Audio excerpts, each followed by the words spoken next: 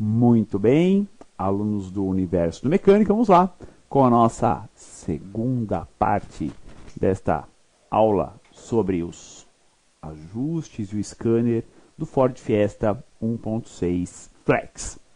Telinha aqui da aula agora, temos as opções de testes disponíveis para esse sistema, tá?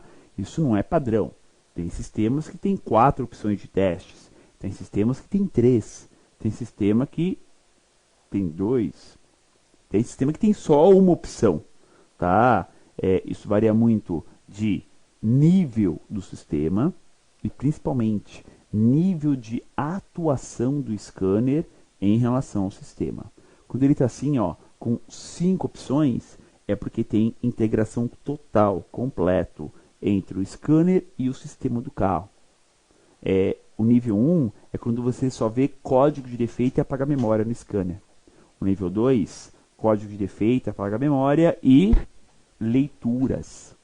Depois o 3, quando você faz, além disso, atuadores. E o nível 4, quando você faz até ajustes, tá? Então, isso é nível de comunicação entre o scanner e o sistema aplicado no veículo.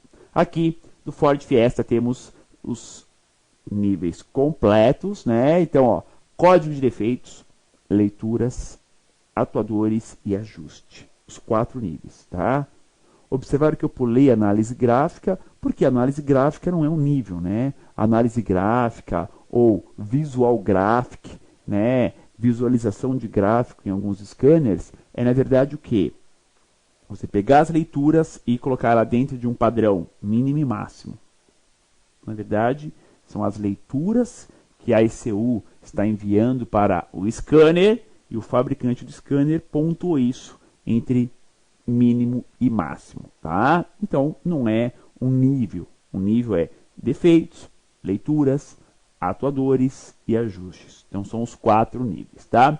E de acordo com o botão, vamos estar aí selecionando as opções disponíveis, tá? Como é algo mais comum, né? Falar aqui rapidinho desse primeiro nível, que são os códigos de defeitos, que é a leitura das falhas na ECU.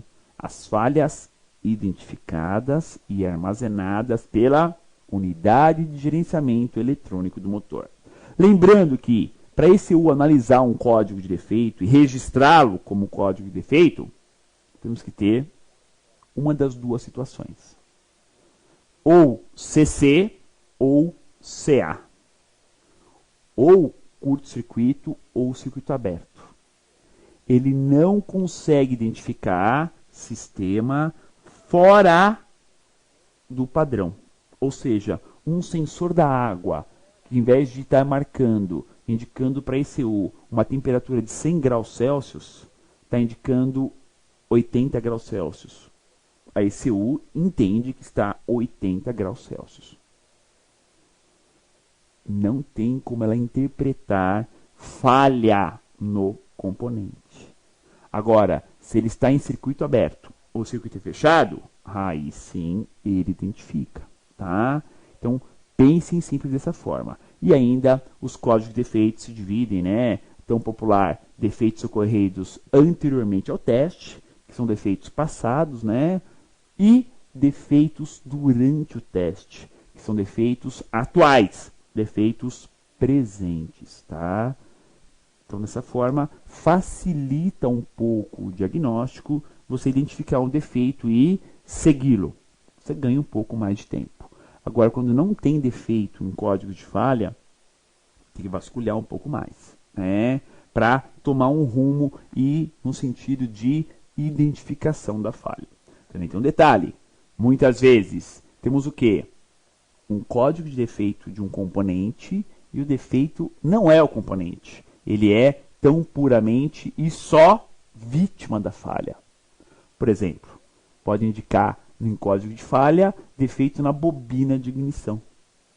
Mas o defeito não é a bobina.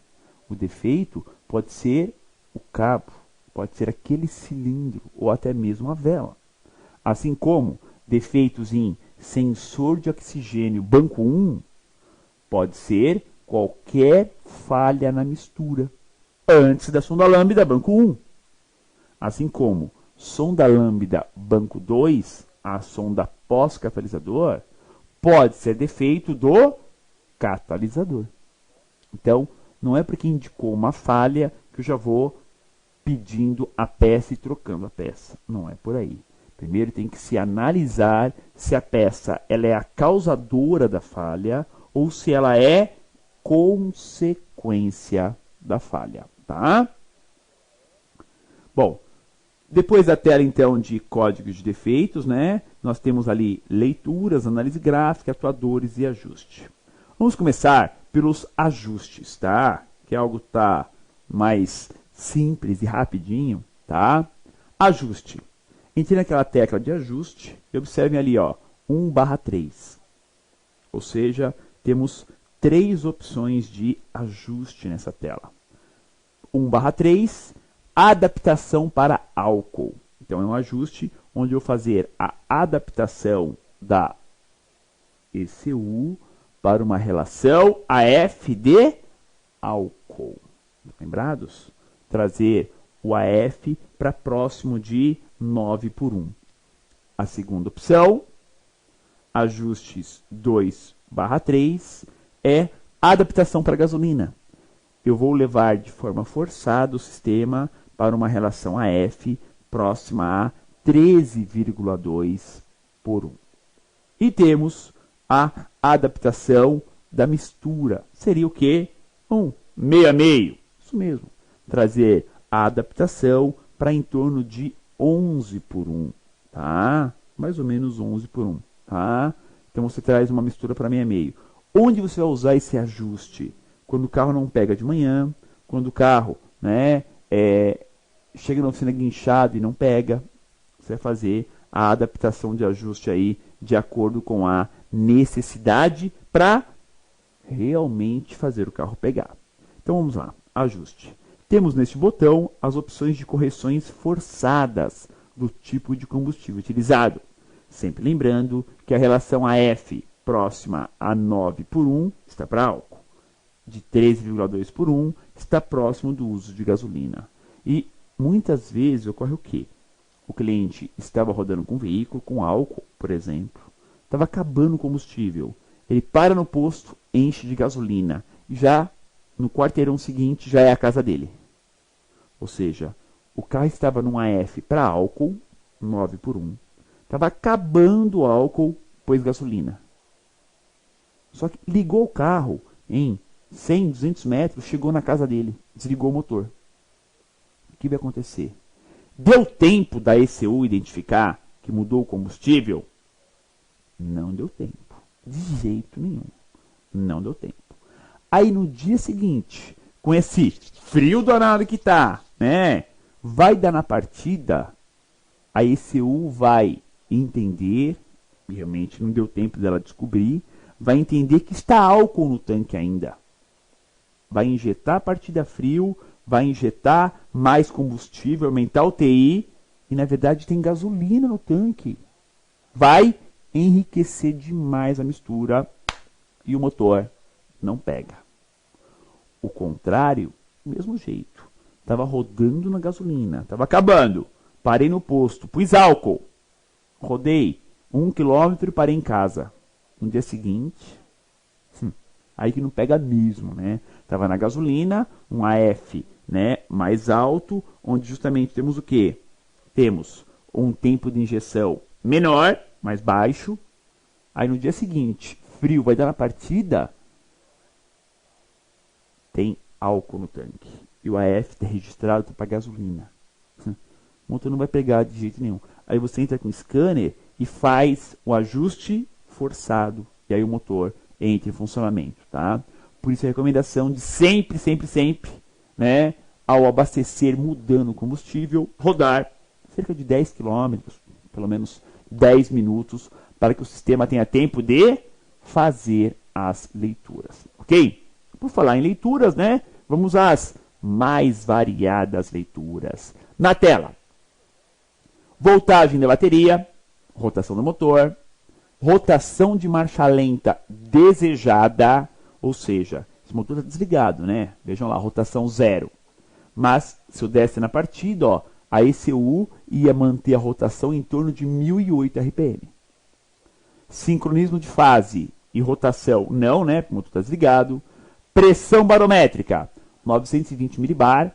Ah, ele mede, né? Porque, mesmo com o motor desligado, temos a pressão atmosférica. MAP, mesma coisa, ó, 0,9 bar. Está medindo a pressão barométrica. Temperatura do ar, 49 graus Celsius no coletor de admissão. É quente, né? Pensem bem, a gente tem uma temperatura ambiente aí, na casa de 20 graus, né? Alguns lugares hoje está 10 graus, né? Estava dando aula em Tocantins, Gurupi, estava lá 39 graus, né? O coletor de admissão, vejam quantos graus nós temos. 49 graus lá dentro no coletor. É bem quente, né? Temperatura do sistema de arrefecimento, né? O sensor, 70 graus. Então esse motor não está muito quente, né? Está começando a aquecer. Outra tela de leituras. Temos ali, ó, as durações da ignição dos cilindros, né? 1, 2, 3 e 4. Avanço 0 grau. Tempo de injeção, o famoso TI, 0,0 milissegundos. Claro, nessa foto, né? Nessa ilustração, o motor está desligado. Carga do motor, 0%. Sinal da sonda lambda 1. 0 volts. Né? Então temos o que? Alguns sinais bem interessantes. E nessa tela eu destaquei o tempo de injeção, o popular, tão famoso TI. Mas com o motor ligado, mesmo em leituras, eu já consigo ver variações, correções e principalmente ali, ó, na sonda lambda banco on, consigo enxergar o quê? A mudança de valores, que é rápido no banco 1. É bem lenta no banco 2, mas no banco 1, né, a sonda lambda 1, é uma variação de sinal de resposta muito rápida, entre 0,0 volts e 1 volt. Né? Na média, fica entre 0,3, 0,7, 0,4, 0,9, 0,2, 0,8 volts. Essa alteração do sinal da sonda lambda banco 1. Outra tela para vocês, temos o que aqui? O importante valor, famosa relação a F. Vamos lá então. Primeiro, lá em cima, sonda lambda, como está a indicação dela, né? Nesse caso, como está 0 volt, né? Está indicando mistura pobre. Ajuste de combustível, tá? No longo prazo, ou seja, como que vai mudar o sistema em longo prazo. Adaptação da mistura. Relação a F. Este carro aí em questão, ó, mesmo com o motor desligado, a ECU está calculando e registrando um valor da relação AF, relação ar-combustível, de 9,4 partes de ar para uma parte de combustível. Por isso que é A sobre F. O A sobre F, pessoal, como se estivesse ali, ó, 9,4 sobre 1. 9,4 é o quê? Partes de ar. 1, parte do combustível. Então, temos 9,4 partes de ar para uma parte de álcool. Se fosse gasolina, a mistura é um pouco mais pobre. 13 partes de ar para uma parte de gasolina. Gravaram bem isso? Então, quando a gente fala que o AF é 9, né, por 1, é o quê? 9, vamos pôr, pode ser grama, pode ser litro, não importa, é uma relação. 9 gramas de ar para 1 grama de gasolina. E no álcool, 13 gramas de ar para 1 grama de gasolina. Tá? Tem que ser pesos iguais. Né? Então, do álcool é bem mais rico a mistura, porque tem menos oxigênio. Na gasolina, é 13 partes de ar para queimar 1 grama de gasolina, né? Uma parte de gasolina. Então, a mistura é um pouco mais pobre, rende mais. Tá? Depois, fator de correção, né, da lambda, sonda lambda 1, ajuste da mistura e valor da mistura, né, pobre e rica, né? Como está a limpeza aí, como está o funcionamento da sonda lambda. Próxima tela de leituras. Valor, né, limitador, rico, pobre da mistura de novo. Canister, compressor do ar-condicionado, está ligado ou desligado. Você pode testar isso. O carro não funciona o compressor do ar. Será que a ECU está mandando um contato para isso? Você vai lá, liga o motor do carro, liga o ventilador, aperta o botão do ar-condicionado. No momento que você apertar o botão do ar, ali, ó, aquele número, aquela letra, né, ó, compressor do AC, está desligado, tem que aparecer ligado. Quando você aperta o botão, tem que aparecer ligado. Não quer dizer que o compressor está funcionando, mas quer dizer que a ECU recebeu o sinal do botão e está comandando o compressor. Se ele vai funcionar ou não, aí já é outra história, tá? Que mais? Coletor variável, né? Esse carro não tem, né? Mas está D. Indicador de falha. Ativação do veículo. Acesso à segurança. Acesso à segurança de temperatura, né? Tem algumas leituras que se usa pouco. É verdade, né? Porque tem padrões para outros modelos mais sofisticados. A aceleração, interruptor de pressão do ar-condicionado, requisição do ar-condicionado, é o botãozinho. Quando você aperta o botão, ali está N, fica L. Função anti-scan, né? Purga do evap. Purga, o que é do evap? É evaporador, canister. Falhas detectadas, corte de combustível, né? Se está tendo ou não corte de combustível, principalmente quando você usa o carro numa ladeira com a marcha engatada, né? O famoso cut-off.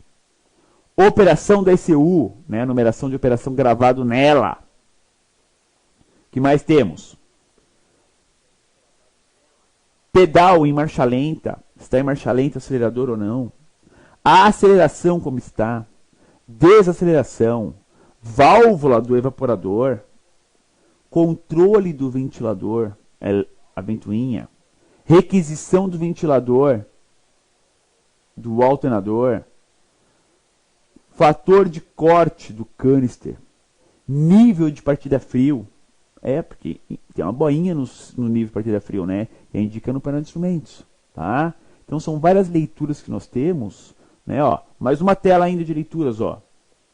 Imobilizador, né? Então, ó, chave mestra, está presente ou não? Esse modelo não tem chave mestra, né? As duas são mestras. Se está acessível a segurança, se o veículo está ativo, identificação, tá? Do motor, se está programado ou não, verificação do motor, se foi necessário, se foi pedido reabastecimento, se o imobilizador foi reconhecido ou não, chave reserva. É o que? São leituras ainda na injeção eletrônica para deixarmos mais completo. Tanto você de conhecimento quanto o veículo no diagnóstico. E aqui temos ela, a ECU, claro, Ford Marelli de sistema, né, aplicado no Ford Fiesta, tá? Um sisteminha simples, mas que tem muita manutenção. E vamos lá a mais uma dica.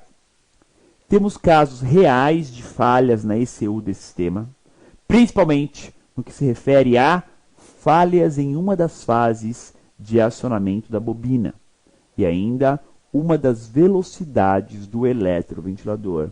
Então assim, pessoal, casos reais de falhas, temos. Uma das bobinas não funciona. Isso acontece. A bobina pode ser nova, cabo, vela novo. E não se inteira 2 cilindros. Você vai ver no conector da bobina, o central tem positivo, tem pulso numa das bobinas e a outra bobina não tem pulso. Segue chicote, normal. Defeito ECU queimada. Geralmente isso é causado por uma tensão alta demais no secundário que não foi descarregada corretamente. Ou seja, cabo de vela, vela muito gasta, mas tem mais relação com o cabo de vela, tá? Então isso acontece realmente. Outro defeito comum na ECU refere-se à velocidade do eletroventilador, também não entra, tá? Ou seja, não é a ECU que comanda o relé de baixa, depois a ECU comanda o relé de alta velocidade. Pois bem, quando se usa o ar-condicionado desses modelos, o ventilador fica ligado direto, e vai superaquecer no chicote, conector, relé e também a ECU. Então, é comum a ECU apresentar falhas também por causa do uso constante do ar-condicionado, que vai acarretar a queima de um dos comandos do eletroventilador. Tá? Então, atenção a esses detalhes, isso pode acontecer realmente. Perguntinha da nossa aula. Esse sistema em si apresenta muitas falhas, dá muita manutenção, aparece muito na oficina? Que bom, né? Sim, aparece bastante para consertar na oficina, né? Mas em destaque, né? Nessa linha, destacamos o que como mais falhas, o que mais ocorre? Ignição. Então é um destaque muito grande para bobina de ignição, né? Realmente estraga bastante. Os cabos de vela quebram, vai tirar o cabo de vela, ele já quebra, né? Para estar ali muito próximo ao coletor de escape, resseca e gruda. Quando vai tirar o cabo de vela, geralmente a ponta dele fica na vela, né? Por mais que você vai com jeitinho, girando, quebra. Mas a bobina também estraga bastante, tá? E a alimentação do combustível. Então, filtro, bomba, pré-filtro. E por mais que tenhamos aí alguns, né, contratempos com a montadora, bico sujo é um problema sério nessa linha também, ok? Muito bem, alunos do MEC, vamos aqui ao plantão de dúvidas e as considerações finais também do Ford Fiesta 1.6 Flex, né, nessa nossa última aula do primeiro semestre de 2015. Em relação a bico injetor, é o que apareceu de mais dúvida aqui para mim na tela, tá? O que acontece? Na prática, a montadora bate na tecla que eletroinjetor não deve ser limpo, não precisa limpar eletroinjetor, tá? Bate isso constantemente na mídia, né, no manual do proprietário, etc. Na prática, no campo, né, real de testes, que é o dia a dia, muito comum mesmo injetores obstruídos, parcialmente obstruídos, ou mesmo com leque de injeção fora do padrão. Então, temos que fazer o quê? Ser sempre honestos e explicar para o cliente, ó, o injetor está fora do padrão. Podemos trocá-lo ou limpá-los. A montadora pede para trocar. Quando tem problema no injetor, tem que trocar, mas não limpar. Podemos dar a opção da limpeza. E isso acontece, pessoal, muito nessa linha do Fiesta, hein? Bastante. Então, falar sempre a verdade e explicar para o dono do carro, seu cliente, que a limpeza é uma opção, sim. Normalmente funciona bem, sim. Mas não é só a limpeza do injetor. Troca de anéis O-rings, velas, cabos, filtro de ar, filtro de combustível. E uma coisa que eu sempre comento com vocês aqui no MEC, quando você retira os injetores, né, com a flauta, o tubo distribuidor ali do coletor de admissão, aplique descarbonizante spray nos 4 orifícios. Por que jogar descarbonizante spray? Não é muito. 3 segundos em cada orifício. Por que é interessante? Para tirar resíduos ali na ponta do coletor. Também para ajudar a limpeza nas válvulas.